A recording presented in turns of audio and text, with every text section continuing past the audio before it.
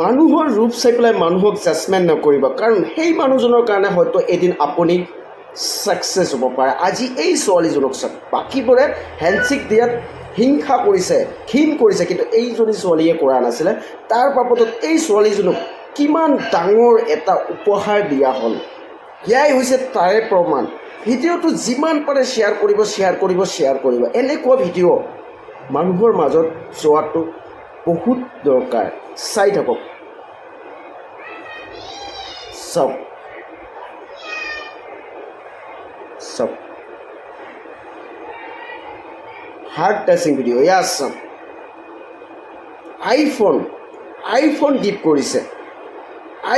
কৰিছে, এতিয়া বাকীবোৰক চব লোভত পৰিছে। এতিয়া বাকীবোৰে হাতখন দিয়াত চবেই ব্যস্ত হৈছে, কিন্তু তেওঁ আৰু একচেপ্ট নকৰিব, এই ছোৱালীজনকেহে দিব। এয়াই হৈছে আচল মানুহৰ পৰিচয়। ভিডিঅ'টো শ্বেয়াৰ কৰিব, মাষ্ট বি কমেণ্ট এটা কৰিব।